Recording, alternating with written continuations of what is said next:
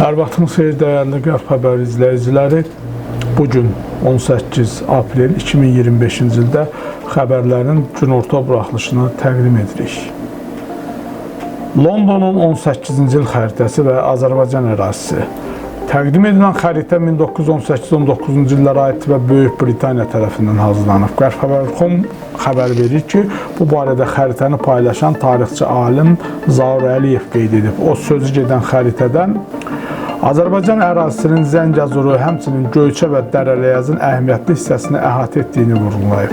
Xəritədə ən diqqət çəkən məqam isə Araz çayından cənubda qalan hissənin də Azərbaycan adlandırılmasıdır.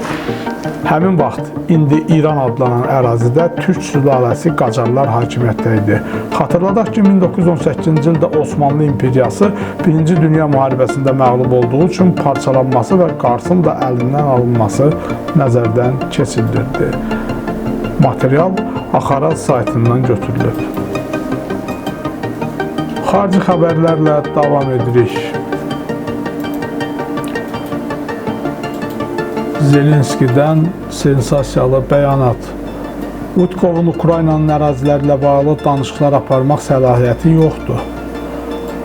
ABŞ-ın xüsusi nümayəndəsi Steve Uitkovun Ukrayna ətrafında gedən müharibə məsələsində Rusiya tərəfinin strategiyasını qəbul edib. Qərb Xəbər.com RBC Ukraynaya istinadən xəbər verir ki, bu barədə Ukrayna prezidenti Volodymyr Zelenski brifing zamanı bildirib. Zelenski qeyd edib ki, Uitkovun Ukraynanın əraziləri ilə bağlı danışıqlar aparmaq səlahiyyəti yoxdur. Çünki bu torpaqlar bizimdir. Ukrayna xalqına məxsusdur və təkcə bizə yox, həm də gələcək Ukraynalılara. Bütün bu iddialara cənab Putinin sayıqlamaları kimi qəbul edirik. Mən düşünməzdim ki, onun bu cür narrativləri digər ölkələrdə yaymağa davam edən nümayəndələr var. Buna görə də bu məsələyə ciddi yanaşmıram deyə Zelenski vurğulayıb. Rusiyanın Ukraynaya hücumundan 1150 gün keçib və Rusiyanın itkiləri yeniləndi. Ukrayna müharibənin 1150-ci günü üçün Rusiya ordusunun itkiləri haqqında məlumatı yeniləyib. Qərb Xəbər.com xəbər verir ki, bu barədə Ukrayna baş qərargahı məlumat yayıb. Məlumata əsasən, Rusiya indiyənə qədər 938.970 hərbiçi, 10.662 ədəd tank, 22.257 ədəd zirehli döyüş maşını, 26.530 ədəd artilleriya sistemi, 1.367 ədəd RIAS reaktiv yayılım atəş sistemi, 1.136 hava hücumundan müdafiə sistemi, 370 ədəd hərbi təyyarə, 335 ədəd helikopter, 44.954 ədəd avtomobil texnikası, 33.065 ədəd POA, 3145 qanatlı raket, 28 gəmi kater, 1 sualtı qayıq və 3858 xüsusi avadanlıq itirib.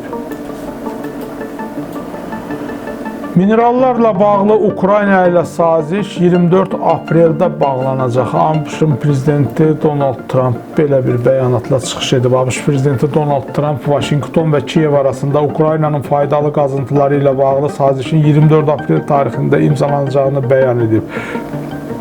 Qərb Xəbər.com xəbər verir ki, Ağ Ev rəhbəri bunu İtaliyanın baş naziri Giorgia Meloni ilə birlikdə Ağ Evdə keçirdiyi brifinqdə bildirib.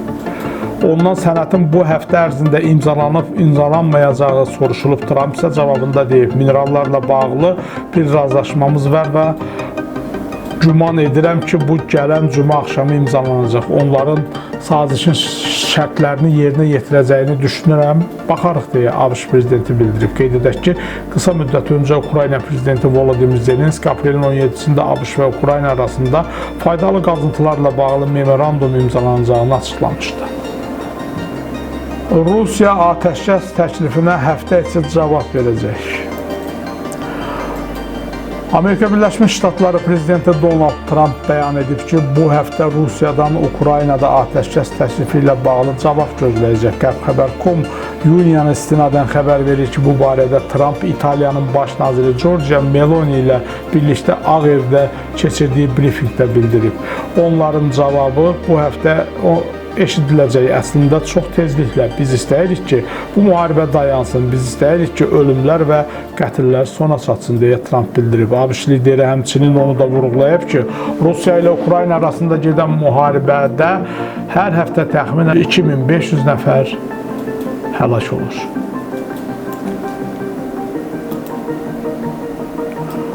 Rusiya Xarkova ballistik raket atıb.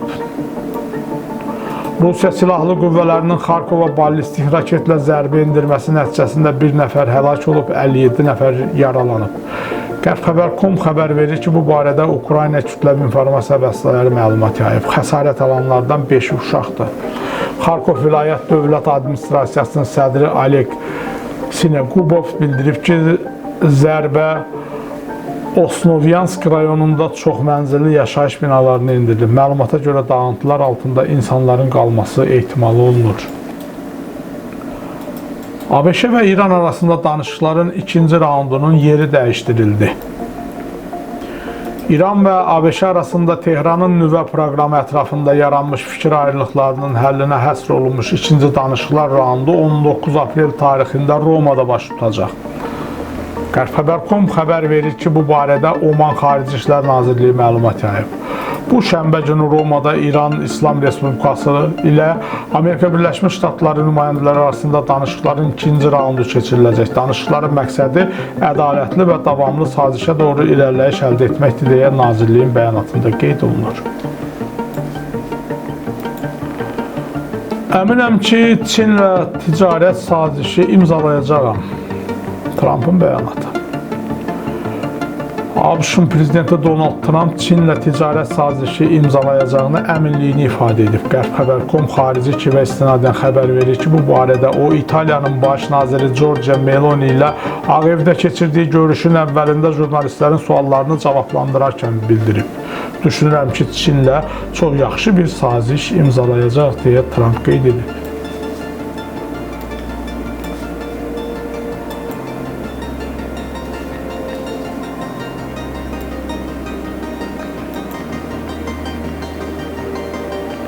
Əbdülmalik Əl-Husi Amerika Yəmən ərazisinə bir həftə ərzində 220-dən çox zərbə endirib. ABŞ Silahlı Qüvvələri son bir ay ərzində Husilərin nəzarətində olan Yəmən ərazilərinə 900-dən çox hava zərbəsi və dənizdən bombardıman həyata keçirdi. Qərb Xəbər.com Al-Masirah telekanalına istinadən xəbər verir ki, bu barədə Yəmənli üsyançıların lideri Əbdülməlik Əl-Husi bildirib. Onun sözlərinə görə təkcə bu həftə bir neçə vilayətə 220-dən çox zərbə endirilib. Qeyd edilib ki, hava hücumlarından B-2 bombardımançıları və F-18 qırıcıları istifadə edilir. Jean-Noel Barrot 9 may tarixində Kiyevə səfər edəcək.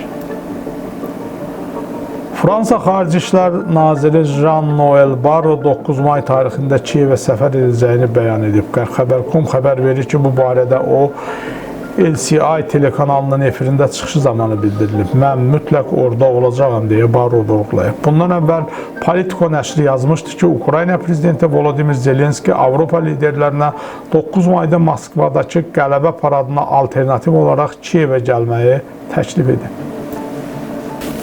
Ölkə xəbərləri ilə davam edirik. Dövlət İmtahan Mərkəzindən imtahanda iştirak edəcək şagirdlərə xəbərdarlıq edilib. Buraxılış vərəqəsini çap etmək üçün kompüterə Abode Reader proqramı quraşdırılmalıdır və brauzerin pop-up bloket sahəsində qeyd işarəsi götürülməlidir. Şəxsiyyəti təsdiq edən sənədində şəkli olmayan şagirdlər buraxılış imtahanı üçün təhsil müəssisələri tərəfindən verilməli olan arayışı Dövlət İmtahan Mərkəzinin saytında yükləyə bilərlər. Bu barədə Qərb Xəbər.com-a Dövlət İmtahan Mərkəzindən məlumat verilib. Bildirilir ki, buraxılış imtahanlarında iştirak edəcək şagirdlər bu linkdən istifadə etməklə özlərinin imtahana buraxılış vərəqəsini, təhsil müəssisələri isə bütün şagirdlərin imtahana buraxılış vərəqələrini çap edə bilərlər. Şagirdlər iş nömrəsini də həmin linkdən öyrənə bilərlər. Şagirdlər bitirdikləri məktəbin yerləşdiyi yerə uyğun rayonda şəhərdə imtahan verirlər. İşğaldan azad olunan rayonların məktəblərində təhsil alan şagirdlər bitirdikləri təhsil müəssisəsinin yerləşdiyi şəhər və rayonların imtahan gününə uyğun tarixdə imtahan verirlər. Bakı şəhərində Sabunçu, Xəzər rayonlarında, həmçinin Sumqayıt, Abşeron, Şəmkir, Cəllabad, Masallı, Xaçmaz və Quba rayonlarında yerləşən məktəblərin şagirdlər imtahanı 2 imtahan gününə bölüb və müvafiq olaraq keçid qoyulub. Lakin linkin üzərinə basdıqda qeyd olunan tarixdə hansı məktəblərin şagirdlərin imtahan verməsi haqqında məlumat açılır. Tramp Çin məhsullarına tətbiq edilən rüsumlara yenidən baxa bilər. Amerika Birləşmiş Ştatları Prezidenti Donald Trump bəyan edib ki, Çin məhsullarına tətbiq edilən 145%lik gömrük rüsumları azaldıla bilər və bu rüsumların artırılması ehtimalı azdır. Qərbxəbər.com xəbər verir ki, o bu barədə cümə axşamı Ağ Evdə jurnalistlərin suallarını cavablandırarkən danışıb. Bir məqam var ki, mən həmin tariflərin daha da artırılmasını istəmirəm. Çünki müəyyən bir həddə çatdıqda insanlar artıq həmin məhsulları almaq istəməyəcəklər. Ona görə də ola bilsin ki, mən bu tarifləri daha da artırmaq istəməyim. Hətta onları müəyyən səviyyəyə qədər qalxmasını da istəməyə bilərəm. Əksinə, bəlkə də onları azaltmaq istəyərəm ki, insanlar həmin məhsulları alsınlar deyə Trump bildirib. O həmçinin əlavə edib ki, Çinlə ticarət sahəsində vəziyyət tam tənzimlənənədək TikTokla bağlı müqavilənin bağlanmasını təxirə salmaq niyyətindədir. Türkiyənin prezidenti Rəcəb Tayyib Ərdoğandan yeni bir bəyanat. Yeni müharibələr bunun uğrunda olacaq. Biz artıq uzun illərdir qeyri-sabitlik və münaqişələrdən əziyyət çəkən regionumuzda yeni böhranların olmasını istəmirik. Qərbxəbər.com xəbər verir ki, bu sözləri Türkiyə prezidenti Rəcəb Tayyib Ərdoğan deyib. Suriyanın şimalında və İraqda həyata keçirilən sərhəd əməliyyatları sayəsində biz terroru mənbəyində aradan qaldırmağa yaxınlaşdıq və indi yeni mərhələyə keçirik, Türkiyə lideri bildirib. Ərdoğan vurğulayıb ki, gələcəkdə mübarizə neft deyil, 21-ci əsrin ən strateji resursu olan su uğrunda olacaq.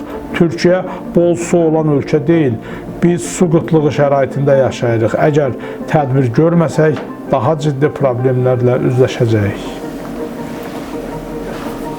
Bugün Profesör İlham Pirməmmədovun 70 yaşı tamam olur. Qazax mahalının tanınmış ziyalısı, el ağsaqqalı, tanınmış alim və ictimai xadim, Qazax Xeyriyyə İctimai Birliyinin sədri Profesör İlham Pirməmmədovun doğum günüdür. Qərbxəbər kollektivi olaraq görkəmli ziyalımızı təbrik edirik və ömür sahibnaməsini diqqətinizə çatdırırıq. Xatırladıq ki, İlham Pirməmmədovun tərcümə halı ilə tanış olmaq istəyənlər qərbxəbər.com saytına daxil olub oradan oxuya bilərlər. Bir daha təbrik edirik. Bugün Başlıbel faciəsindən 32 il ötür. Bugün Başlıbel faciəsinin il dönümüdür. Qərbxəbər.comun məlumatına görə 1993-cü il aprelində Ermənistanın Kəlbəcər rayonunun işğalı zamanı Başlıbel kəndində törətdiyi qırğından 32 il ötür. Bu cinayət nəticəsində içərisində uşaqların, qadınların, əlilliyi olan şəxslərin, ahılların da olduğu kənd əhalisi işgəncələrə məruz qalmaqla kütləvi şəkildə qətlə yetirilib, hətta bəziləri diri-diri yandırılıb.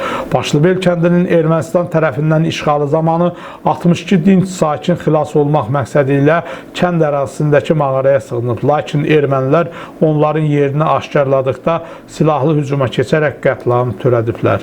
Kəlbəcər rayonu işğaldan azad edildikdən sonra Azərbaycan tərəfi Ermənistan silahlı qüvvələrinin amansızcasına qətlə yetirdiyi həmin şəxslərin meyitlərini həmkəndliləri tərəfindən mağara yaxınlığında dəfn olunduğu yeri aşkar edib. Kütləvi şəkildə qətlə yetirilmiş həmin sakinlərin qalıqları ekskumasiya edilməklə şəxsiyyətləri müəyyənləşdirilib və ayrı-ayrı dəfn olunub. Sağ qalan şahidlərin ifadələri də təsdiq edir ki, Başlıbel qətliamı zamanı sakinlər arasında girov götürülənlər olub və bugünədək itkin hesab olunanlar var. Kəlbəcər rayonunda ən qədim və ən böyük kəndlərdən biri olan Başlıbelin tarixi, mədəni və dini obyektləri işğal zamanı dağıdılaraq məhv edilib. İdman xəbərləri ilə davam edirik. UEFA Avropa Liqası yarım finalçılar bəlli oldu. UEFA Avropa Liqası 4-1 final mərhələsinin cavab oyunlarına start verilib. Qərxəbər.com xəbər verir ki, bugün 4 qarşılaşma keçirilib. Manchester United evdə Lyonu qəbul edib. Dramatik keçən görüşdə meydan sahibləri sevinib. İlk oyunda 2-0 üstünlük qazanan Bodo Glimt səfərdə Lazio'nun qonağı olub, qalib penaltılar seriyasında müəyyənləşib. UEFA Avropa Liqası 4-1 final mərhələsi cavab oyunları saat 23-də Atletik və Rangers 2-0, ilk oyun heç-heçə bərabər olmuşdu. Saat 23-də Eintracht Frankfurt Tottenham 0-1, ilk oyun isə 1-1 bərabərə bitmişdi. Lazio Bodo Glimt 3-1 penaltılar sayəsində 2-3 hesabı ilə oyun yekunlaşıb. İlk oyun isə 0-2 hesabı ilə Bodo Glimt qalib gəlmişdi. Manchester United saat 23-də Lyonla qarşılaşıb və 5-4 hesabı ilə qalib gəlib. İlk oyunda isə